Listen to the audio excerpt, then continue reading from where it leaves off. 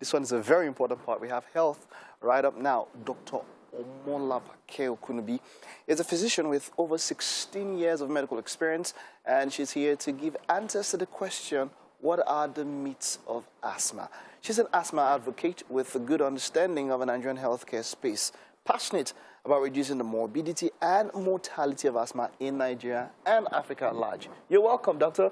Thank Great you. to have you. Good to be here. Good morning. So personally, do you have, pardon me, was there at any time, do you have any experience with asthma or someone close to you and all of that? Where did the passion come from for asthma patients? Good morning once again. Thank you very much. Of course, like you rightly said, being a doctor, obviously, I've had a lot of experience with my patients. I mean, those were my first, and over the years, I've lost a lot of patients from asthma. Perhaps maybe they come in too late at the emergency. Before we make an intervention, they die. I've lost about 2 or 3 friends from asthma. I lost a colleague. I mean, I've known so many people with asthma.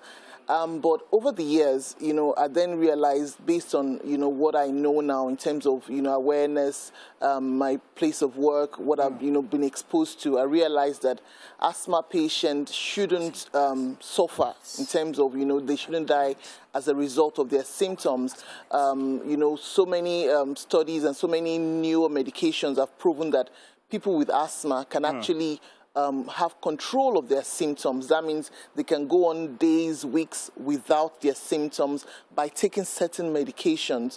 Okay, and so for me, that was like a major eye-opener. I mean, so many years ago when I came across this, and since then it's been, advocating it, educating people, members of the public, families, and all of that. So there are a lot of myths about asthma. Absolutely. What are the most common ones?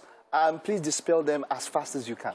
Absolutely. I think one of the major myths about asthma is that, it's something that should be stigmatized about. I mean, one should, when you talk about stigmatization, you really means that something that you should be worthy of disgrace, or something that you should be ashamed of. This is 2022, guys. Absolutely. So people still look at patients with asthma and think, oh, there's something wrong with you. I don't want to move with you. I don't want to associate with you. You can see people having exacerbations when they should actually get them to the hospital as soon as possible. People are saying, I don't want to come close. It's contagious. If I come close to this person that has asthma, I may also end up contacting it or contracting it, as the case may be.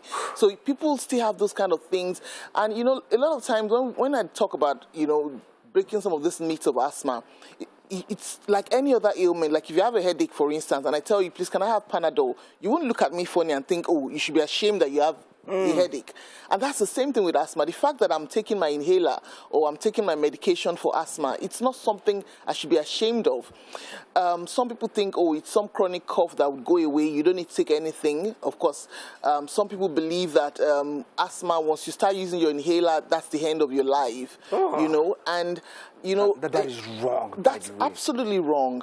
Okay, like I said, it's like any other ailment, malaria, whatever, any other ailment that you have. The only difference is that malaria is not chronic. And when I mean chronic, it means that asthma almost, you continue to have it. It's not something that you would have it at this point and then you don't have it again. Even if you have it as a child, you may actually go into a time when you don't have the symptoms and then suddenly you may have it again. Yeah. So it's not something that you say, oh, I have a headache and I'm not going to have a headache again for the rest of my life. It's something that is there because it's chronic. You would always have it based on some things that had happened in your airway prior to, to that part. Yeah, so it's not something that is of your doing, So these are some of the things that we see. And some people say, oh, when I start taking the inhaler, I'm going to get addicted to it. And so I don't want to use an inhaler. The inhaler is actually the best way of delivering the medication into the airway. It's just it's a way of getting the medication across to the airway in the faster way. So when you use an inhaler, it means that the medication is going directly into the airway, so it works faster. That's what it means. Which is where the ailment is, compared to when you have to take tablets or some other form of medication. So it reduces the side effects of the drug, or like you would have, when you take any medication, you may have, it goes into your system, your bloodstream and all that, and then the lungs will then take its own, all that. But with the inhaler, it's just a way of delivering the medication in an appropriate way. So if people understand that the fact that I'm using an inhaler does not mean, oh my God, So this one is for even though for patients of asthma themselves. These are myths that they also. I mean, sometimes you find out that these myths are also being generated by the patients themselves. Because they feel like, you know, if I'm using an inhaler, that means everybody's going to think, oh my God, my case is so bad. You know, you get patients. You know, at one point I was in school at a point, and using an inhaler seemed elite.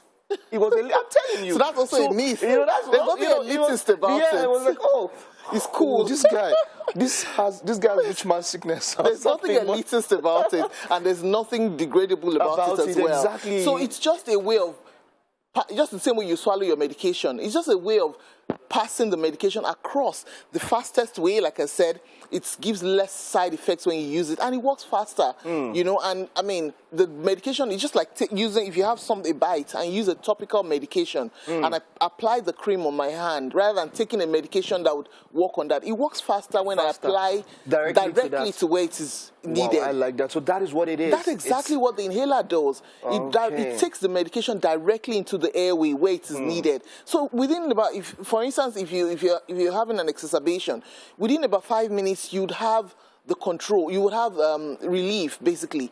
And of course, the controller, like we've been talking about in the past weeks, where, you know, the medication is taken on a daily basis to prevent your symptoms.